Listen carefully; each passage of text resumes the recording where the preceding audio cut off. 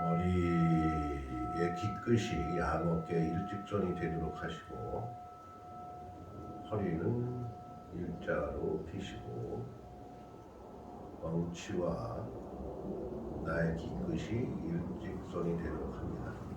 두 눈은 지그시 편안한 마음으로 감으시고 양손은 무릎 위에 가볍게 올려 놓는 것으로 하겠습니다.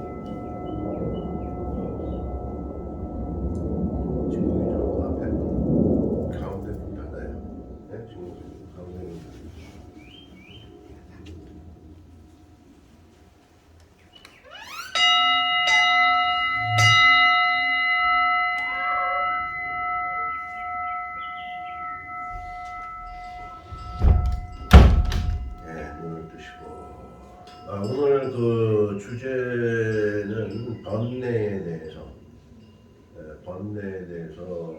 마지막 강의 주제가 되겠습니다. 그리고 뭐 다음 페이지를 보시면은 번뇌의 마음을 얽매는 것, 번뇌의 마음을 얽매는 것 해가지고 이 곰이 이제 그 북극 곰이 이 그물망에 걸려 있네요. 그러니까 얼마나 고통스럽겠습니까? 예, 번뇌, 착, 능히 마음을 번거롭게 하고 괴롭히는 것. 그러니까 상징적으로는 이렇게 북극곰이 그물망에 걸려 있는 어떤 형상을 우리가 보고 있지만은, 들어오세요. 보고 있지만은 일단 우리가 일상생활에 이렇게 북극곰이 그물에 걸려 있는 어떠한 그러한 형상처럼 고통과 괴로움에서 그 해방되기를 바라는 아마 그러한 고뇌의 시간을 많이 가질 수 있을 거예요. 그런 걸 어떤 형상적으로 이렇게 북극곰이 그물에 이렇게 걸려 있는 이러한 상황을 형상적으로 이렇게 한번 사진을 올려봤고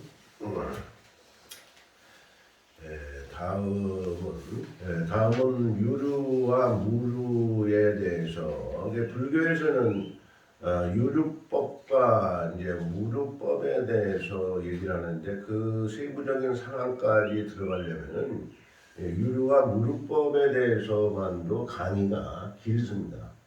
강의 시간이 많이 필요합니다.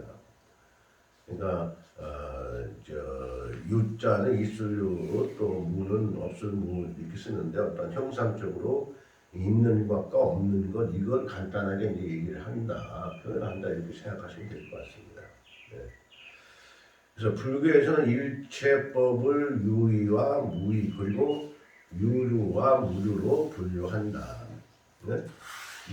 인간이 번뇌 때문에 각종의 악업을 행하고 그 결과 고가 그 사람의 삶에 새어 나오게 되어 있어 나타나고 이러한 누출로 인해 미혹의 세계를 끊임없이 윤회한다. 그러니까 번뇌가 어떠한 그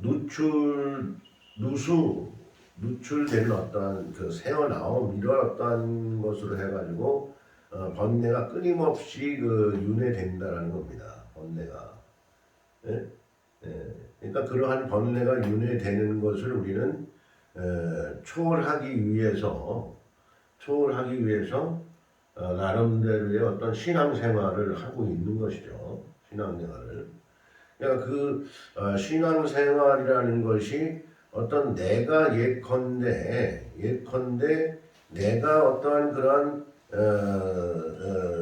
누출되는 어떠한 그러한 고의 삶에 유지가 되어 있을 때 그러한 상황들이 바로 계속 윤회로 이어지는 겁니다. 육도 윤회로 이어지는 것이거든요. 그래서 육도 윤회로 이어진다는 것은 육도에 대해서는 우리가 하늘의 천상의 세계도 육도에 들어갑니다. 그리고 인간의 세계도 육도에 들어가고 축생의 세계도 육도에 들어가고 또 지옥의 세계도 육도에 들어가고 또 아수라의 세계도 육도에 들어가고 또 아기의 세계도 육도에 들어가요. 네, 그렇게 6가지 세계가 육도윤회한다는 거예요. 그러니까 우리가 예를 들어서 이제 교회에서는 주 예수 하나님을 믿으면 천상에 태어날 수가 있다. 천상에 태어날 수가 있다. 하늘에 갈 수가 있다. 이런 얘기를 하는데 그 천상이라는 것도 육도윤회에 있는 겁니다. 천상이라는 것도. 그러니까 어떻게 보면 그런 문제에 대해서는 약간 수정해서 전해질 필요가 있다. 열반의 세계는 아니다라는 겁니다. 궁극적인 목표로. 그러니까 그러한 문제에 대해서는 그러면 육도윤회 위에 그럼 뭐가 있느냐? 성문 성각이 있고 보살도가 있고 또 보살도 위에 부처의 세계가 있는 거예요. 말하자면 그 부처의 세계를 교회에서는 하나님의 세계라고 보는 겁니다. 그렇게 얘기를 해야 그게 맞는 겁니다. 그게 맞는 겁니다. 예. 아무튼 그래서 그러한 육도윤회 세계는 끊임없이 우리가 미혹한 어떤 세계, 끊임없이 고의 세계, 고통의 세계를 얘기하는 겁니다. 그래서 우리가 행복 추구, 어떠한 그러한 성불 이런 것을 얘기하는데 그러한 것이 뭐예요? 그 바탕에는 육도윤회의 바탕에는 뭐가 있느냐? 바탕에는 육도윤회의 씨앗은 무엇이냐? 종자는 무엇이냐? 네? 육도윤회의 종자는 바로 고입니다. 고에서 행복이라는 그러한 줄기가 솟아나고 그 줄기 가운데서 잎이 피어나고 그러한 잎이 피어나는 가운데서 꽃이 나오고 그러한 꽃이 피어나는 가운데에서 열매가 맺히고 그러한 열매가 맺힌 가운데서 결실을 보게 되는 거예요. 그럼 그 결실은 또 어디로 돌아가죠? 그 씨앗은 그 열매는 씨앗과 같이 생기잖아요.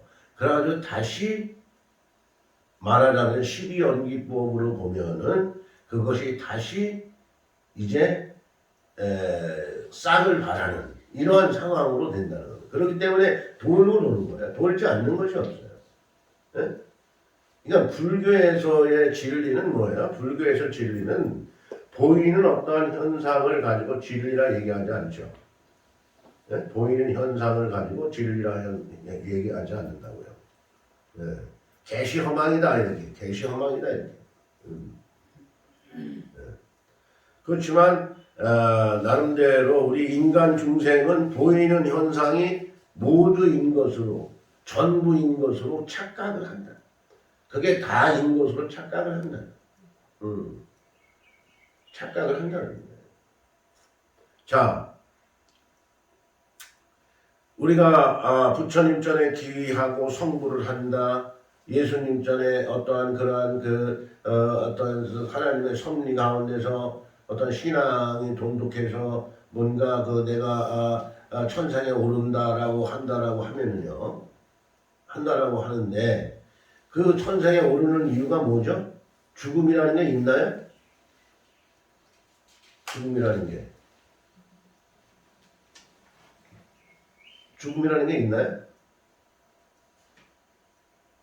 죽음이라는 것은 우리가 하나의 어떠한 우리가 살아가기 위한 방편으로 죽음이라는 어떠한 단어를 만들어냈을 뿐입니다. 단어를 만들어냈을 뿐이지 죽음이라는 것이 없어요. 그것은 부처를 믿는다고 안 죽는 게 아니고 예수를 믿는다고 안 죽는 게 아닙니다. 원래 죽음이라는 게 없는 겁니다. 좀 전에 얘기한 싹이 나고 잎이 피고 꽃이 피고 열매가 맺려서 그 열매가 다시 씨가 땅으로 떨어져서 그 땅 속에서 다시 뿌리를 내려서 줄기를 올리는 것처럼 우리의 삶도 그렇다는 거예요. 그러니까 우리가 큰 나무로 얘기한다라고 하면 나무가 가을에 나뭇잎이 다 떨어져요. 강상한 가지만 남아있죠. 예. 그럼 그 죽은 나무들도 마찬가지거든요. 그렇게 강상한 가지만 남아있거든요. 죽은 나무들도. 그렇지만은 그것이 봄이 되면 다시 싹을 틔운다는 말이죠. 그러니까 우리 인간도 육신은 앙상한 가지처럼 보이지 않는다 라고 하더라도 우리의 죽음의 기준은 무엇으로 얘기합니까? 죽음의 기준? 삶에 있어서 죽음의 기준은 뭐로 얘기하죠? 기준을 주죠. 예? 예. 의식에 가지고 얘기하죠. 의식이 있다? 없다? 라고 얘기한단 말이죠. 그리고 이제 옛날 어떠한 유교적인 문제로 접근한다라고 하면 혼이 있다? 없다? 나갔다? 들어왔다? 뭐 그렇게 표현을 한단 말이죠. 그걸 또 사머니즘적인 어떤 토속적인 얘기를 하려면 넋이 있다? 없다? 갔다? 왔다? 뭐 이런 얘기 아닙니까? 네. 그런 얘기란 말이죠. 그러면 의식이라는 것은 유식론에서 보면 오식이 있고 육식이 있고 칠식이 있고 팔식이 있어요. 예. 근데 오식은 뭐냐? 우리의 이 이목구비를 가지고 얘기하는 겁니다. 눈, 코, 귀, 혀, 예? 예. 이런 이목구비를 가지고 오식을 얘기하는 거예요. 그러니까 육식은 무엇이냐? 육식은 의식을 가지고 얘기하는 거예요. 육식이 의식을 가지고 얘기하는 겁니다. 그럼 칠식은 말라식이라는 것이 있고 팔식은 아레아식이라고. 자, 그러면 7식과 8식, 의식은 들어왔다 나갔다 있다 없다 그러므로 해서 죽음의 기준, 6식을 가지고 죽음의 기준을 놓고 보고 7식과 8식은 나름대로 우리가 어떤 삶에 있어서 기준을 두지는 않습니다. 그렇지만 우리의 일상생활에 나의 행과 나의 마음씨와 내가 어떻게 실천하느냐에 따라서 7식, 8식에 다 저장이 되는 거야. 알게 모르게 저장이 되는 겁니다. 나의 모든 행동이 저장이 돼. 그것이 이제 업덩어리가 되는 거야. 업덩어리. 우리가 업보가 있다 없다 그런 얘기 다 하죠. 업덩어리를 말하는 거거든요. 그래서 그러한 의식덩어리가 의식이 없는 상태에서 그러한 의식덩어리가 삼라만상의 이치 속으로 들어가 버리는 겁니다. 예, 씨가 어떻게 돼요? 씨가 떨어져서 땅속으로 들어가서 땅에서 뿌리를 내리죠. 그 땅에 들어간다는 것은 삼라만상의 이치로 들어가 버리는 거예요. 이치로 들어가지 않으면 나는 없습니다. 열매가 없어요. 예, 열매가 생길 수가 없어요. 예, 그럼 땅으로 들어간다는 얘기는 바로 뭐냐면은 우리가 형상적으로 눈으로 보이는 것은 땅 밖에 있는 것이 보이죠. 땅 속에 있는 것은 안 보이죠. 그렇지만 그 땅 밖에 있는 것을 피우기 위해서는 땅 속의 음의 세계에서 중요한 역할을 한다. 바로 그것이 12연기법에서 무명의 세계입니다. 무명의 세계. 무명의 세계를 얘기하는 거예요. 네. 그래서 무명에서 빛을 본다. 네. 그러니까 이거는 순리입니다. 무명에서 빛을 보는데 그럼 무명은 뭐냐? 무명은 무엇이냐? 무명은 말하자면 우리가 그 심을 기준으로 평가한다라고 하면은 고통을 얘기할 수가 있는 거예요. 고통이 무명이다. 우리가 빛을 보지 못하면 예? 어떻게 했어요? 빚을 보지 못하고. 답답하고 괴롭잖아요. 그렇습니다. 그러니까 모든 시작은 그러한 고통에서 시작이 되지 않는 것이 없다. 없다. 그런 얘기입니다. 네. 그래서 그에 대해서는 그 수없이 그런 많은 어떠한 그 얘기들을, 논리들을 펼 수가 있는 거고, 그가 바탕이 되지 않는 것은 하나도 없는 것입니다. 우리가 삶이라는 건 뭐예요? 삶이라는 게, 밥 먹고 살려고 나 이렇게 노력하고 힘들게 산다 이렇게 하잖아요. 그죠? 밥 먹고 살기 위해서. 노력을 하는 거 아니에요. 밥 먹고 살기 위해서. 밥 먹고 살기 위해서 얼마나 우리가 수없는 노력을 합니까? 노동요소부터 시작을 해가지고 일하지 않고 밥 먹고 살아요. 그럼 그 자체가 고예요. 고로 하여금 내가 입으로 양식을 넣을 수가 있는 겁니다. 고가 따르지 않으면 양식을 넣을 수가 없다. 네, 바로 그런 얘기입니다.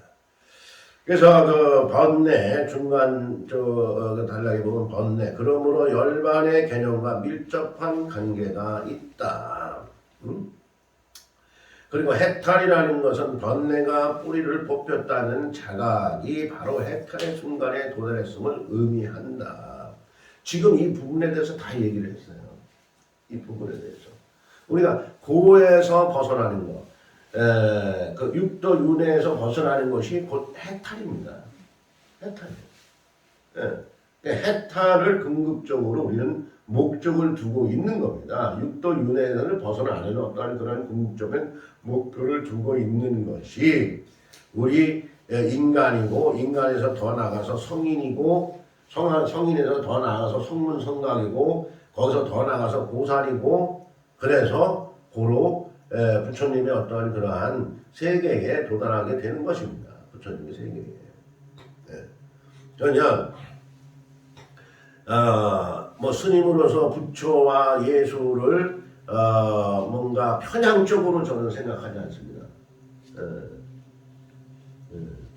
그러니까 부처와 예수는 단지 열반의 해탈의 순간은 약간의 차이가 있죠. 시간적인 차이는 있습니다. 부처님이 더 먼저 열반의 세계, 해탈의 세계, 영원한 세계에 가신 건 맞습니다. 그 후로 예수님이 가신 거죠. 그 후로. 그 차이는 있어요. 그 차이는. 그렇지만 우리는 감히 그러한 부처나 예수에 대한 평가를 감히 할 수가 없다. 우리의 인생의 삶도 제대로 못 살고 있는데 뭔 시건방지게 평가를 하냐 이거야. 그 자체가 잘못되는 거야. 내 인생의 과제도 못 풀면서 뭘 그 평가를 하냐 이거예요. 말도 안 돼. 무조건 기하는 거예요, 답이야. 무조건 기하는 게. 그렇지만 우리는 어떻게 해? 부처나 그러한 성인들을 함부로 평가를 해, 함부로 평가를 해요.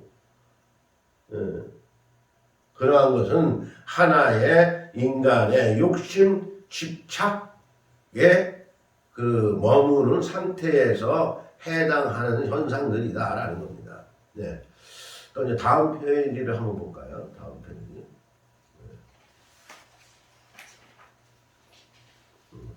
번뇌의 원인이죠. 번뇌의 원인. 번뇌의 원인. 번뇌는 원인이 있으면 그 원인을 반드시 알아야 한다. 초기 경전에서는 다음과 같이 말한다. 번뇌의 원인을 지각에서 찾아야 한다. 주의를 잘 기울이지 못함으로써 예전에 없던 번뇌가 일어난다.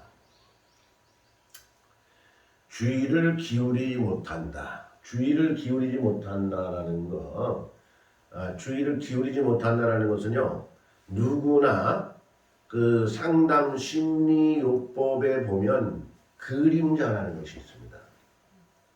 그림자가 없질 않아요. 누구나 다 그림자가 있습니다.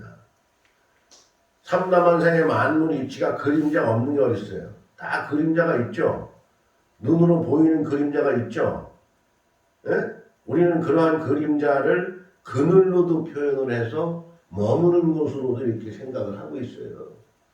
그렇지만 우리가 그늘로 표현을 하고 시원한 머무는 곳이 되는 그림자면 얼마나 좋겠어요. 그것보다 더 좋은 게 어딨어요. 예. 그렇지만 망념망상을 조정하는 그거를 기준으로 하는 그림자가 있단 말이에요. 내가 어떠한 행을 했을 때, 내가 어떠한 말을 할 때 이것이 아니야, 잘못된 거야, 이걸 전하면 안 돼 라고 하면서 전해. 그게 바로 나의 그림자입니다. 예. 그것은 누구나 다 있는 그림자입니다. 예. 오늘 아침에 일어나서 나는 어떠한 일을 어떻게 하고 어떠한 계획을 어떻게 세워서 이렇게 저렇게 해야 되는데 그거를 못하게 만들어. 뭐가 못하게 만들어? 게으름이 못하게 만들어. 그게 그림자야. 그러니까 양변된 내 생각을 누구나 다 가지고 있어요. 양면된 생각. 그러면 성공하는 사람은 고통에서 벗어날 수 있는 사람은 어떤 사람이냐? 그러한 그림자에서 프로테이지를 예를 들어서 나의 주관적인 어떠한 그러한 계획을 그대로 실천에 옮기는 프로테이지가 60% 이상은 돼야 성공합니다. 60% 이상. 그러니까 그림자를 완전히 지울 수는 없는 거예요. 그것은 해탈이야. 예. 우리가 육도 윤회 속에서는 그림자를 줄 수가 없다. 해탈의 경지에 이뤘을 때는 그 그림자조차는 있을 수가 없는 거고 해당도 안 되는 거죠. 예. 바로 그겁니다. 예. 그래서 그러한 기울이지 못함으로써 이어진의 어떤 번뇌가 자꾸가 일어난다. 그러니까 그림자가 쫓아다니므로 해서 나를 쫓아다니면서 나의 그림자로 하여금 자꾸만 번뇌를 일으켜 해야 된다. 아이 좀 이따 하지. 조금 있다가 또 이따 또 조금 있다 이제 때가 되는데 해야 된다. 또 해야 되지. 아이 좀 이따 해지. 이런 식으로 미뤄. 그러면 그림자가 계속 나를 아주 꼬대기를 하는 거야. 꼬대기. 바로 그런 것을 알아차리기만 해도 우리는 바른 행을 실천 행을 할 수 있는 사람이 된다는 겁니다. 그리고 거기 빨간 글씨를 보면 번뇌를 제거하는 방법들을 보면 번뇌 본질을 더 파고 들어갈 수 있다. 그러니까 번뇌를 지금 얘기한 그림자가 하나의 번뇌의 원인이라고 스님은 정리하고 싶습니다. 그러니까 그러한 그림자를 알아차리게 됨으로 해서 그림자의 그러한 번뇌의 본질을 파고 들어갈 수가 있고 파악해서 정리해 나갈 수가 있고 파악 정리함으로 해서 나의 행을 바르게 진취적으로 전진시킬 수가 있다는 겁니다. 그리고 그 다음은 어떤 번뇌들을 통제력으로 제압될 수 있다. 통제한다는 것은 감각기관들을 통제함을 뜻한다. 여기서 감각기관, 아까 유심론에서 오식 얘기했죠. 오식이 우리가 어떠한 그러한 보는 것, 듣는 것, 느끼는 것, 맞는 것, 취하는 것 이런 것들이잖아요. 그러한 것들을 그 감각기관들을 통제할 수가 있는 거예요. 우리는 감각기관에 취해서 삽니다.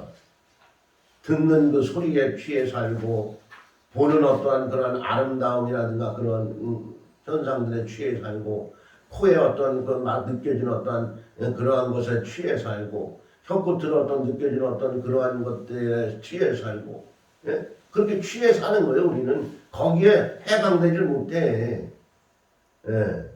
거기에 해방되지 못하는 거예요. 그렇기 때문에 그러한 감각기관들을 통제할 수가 있다. 그것이 바로 뭐예요? 번뇌를 통제하는 거예요. 번뇌를 통제했을 때 감각기관을 저절로 통제를 시킬 수가 있다. 그러면 그것이 한번 내가 오늘 알아차렸다고 통제가 되나요? 안 됩니다. 천만의 말씀입니다. 그걸 계속 세습화 시켜야 됩니다. 예? 세습화 시켜야 돼요. 우리가 세습이 되기 위해서는 그러한 것을 몸의 백에 익숙하게 하기 위해서는 60일이라는 기간이 필요해요. 60일. 60일이라는 그러한 계속된 어떠한 그러한 말이 그 습관화되는 어떤 버릇을 시켜야 될 필요성이 있는 거예요. 그러므로 해서 그것이 세습화된다는 겁니다. 그리고 다음 장에 넘어가면 108번뇌에서 이제 번뇌는 주로 감정적이며 이론적인 문제라는 특징이 있다. 감정적이며 이론적이라는 문제라는 특징이 있다. 견혹 88가지의 견혹을 얘기하는 겁니다. 불도를 수행하는 중에 4대 이치를 깨달음으로써 없어지는 번뇌. 이것을 설명하려고 그러면 엄청 좀 그렇습니다. 그러니까 그 정도 아시고, 그러니까 불도를 수행하는 중에 4대 이치를 깨달음으로써 없어지는 것. 이치를 깨달는다는 것은 정말 성불하는 겁니다. 이치를 깨달는. 순리와 이치를 깨달는 것은 성불하는 겁니다. 그러니까 억지로 되는 건 없어요. 역행으로 하는 일이 하나도 없어요. 하늘에서 비가 와요. 하늘에서 비가 오면 물이 흐르죠? 물이 흐르면은 그냥 흐르나요? 예? 그동안에 비를 맞지 않아서 틈새 채워지지 않았던 그러한 틈새를 다 채우고 나서 물이 흐르는 거야. 그러지 않고는 물이 흐를 수가 없어. 틈새를 두고 물이 흐를 수가 없어. 근데 우리는 그러한 틈새를 못 보고 있다는 거예요. 틈새를. 물이 흐르는 것만 보고 있다. 그러한 상태가 바로 순리와 이치라는 어떤 상황으로 정리를 하고 싶습니다. 그래서 이제 10가지의 수행을 통해 끊을 수 있는 번뇌이고요. 그리고 이제 10전이라는 게 있습니다. 모든 것이 갖추어져 결정이 전혀 없음. 그래서 이렇게 해서 108번뇌를 그래서 이렇게 얘기를 정리를 해놨고요. 번뇌를 다스리는 방법에는 불거적 수행 생활에서는 감각기관들을 청정하게 지켜야 한다. 사물들이 보이고 들리고 생각되고 인식될 때에 보이는 것은 다만 보이는 것일 뿐이다. 지금 저 스님이 얘기한 그대로입니다. 오식에 대해서 얘기한 게 지금 또 다시 설명돼서 나오는 겁니다. 응? 네. 설명돼서 나오는 거예요. 네.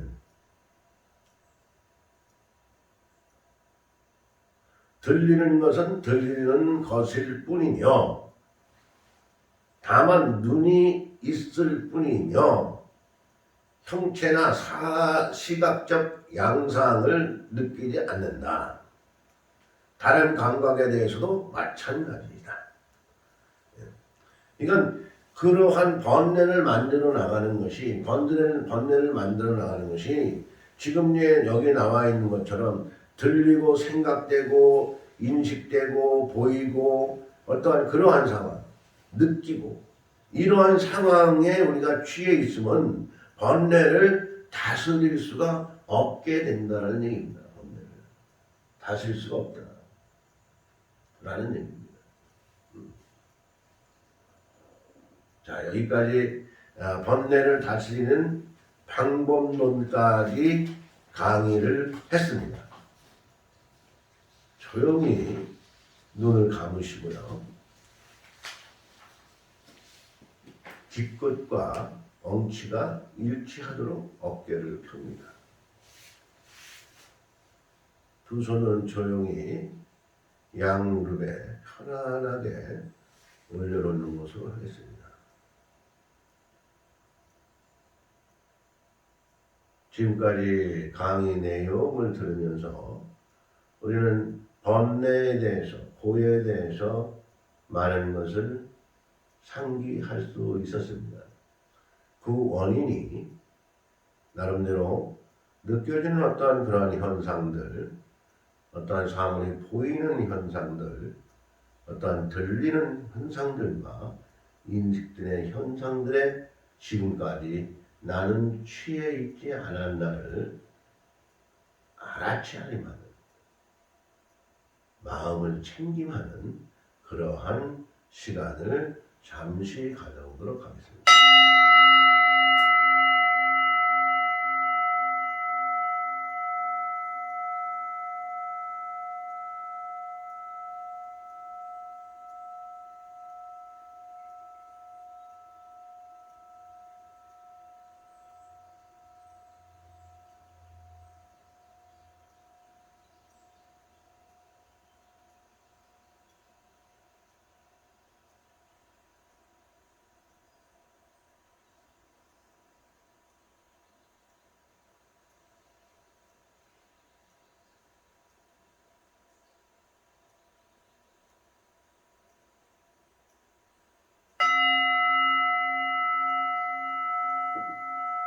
눈을 뜨시고요.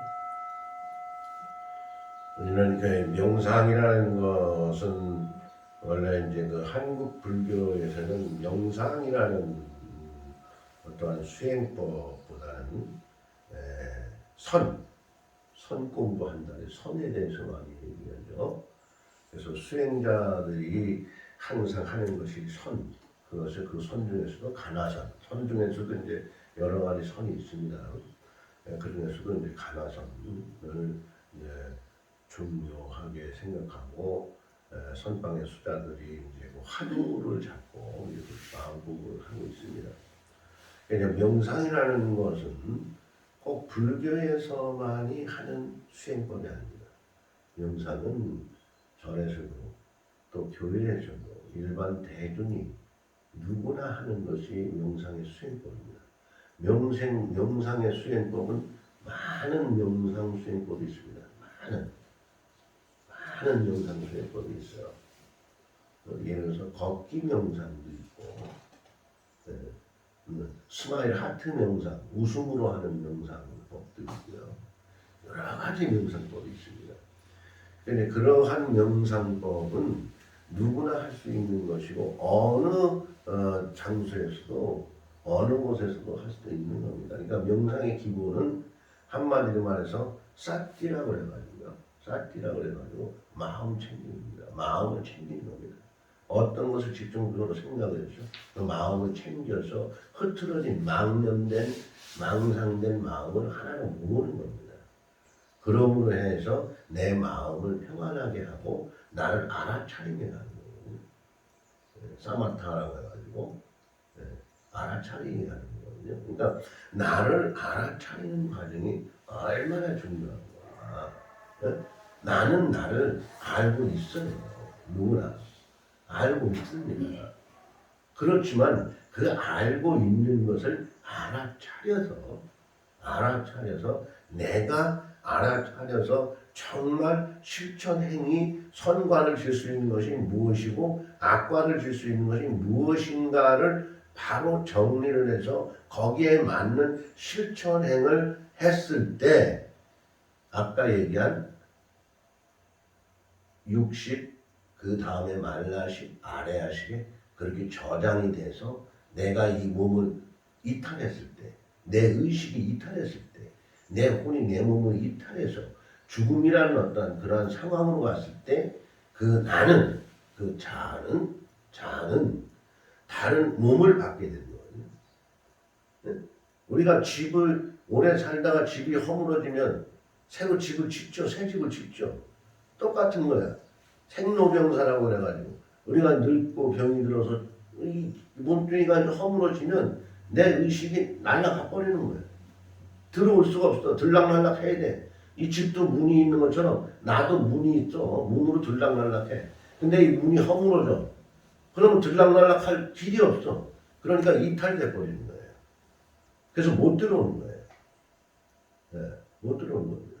그러니까 새 집을 만나는데 그 새 집이 내가 인간 몸으로 살았을 때 어떻게 살았느냐에 따라서 좋은 인간의 몸을 다시 받을 수도 있고 아니면 천상으로 갈 수도 있고 잘못되었으면 축생의 길을 갈 수도 있고 잘못되었으면 악의 지옥으로 갈 수도 있고 잘못되었으면 지옥 세계로 갈 수도 있고 아수라 세계로 갈 수가 있고 그리 된다는 거예요.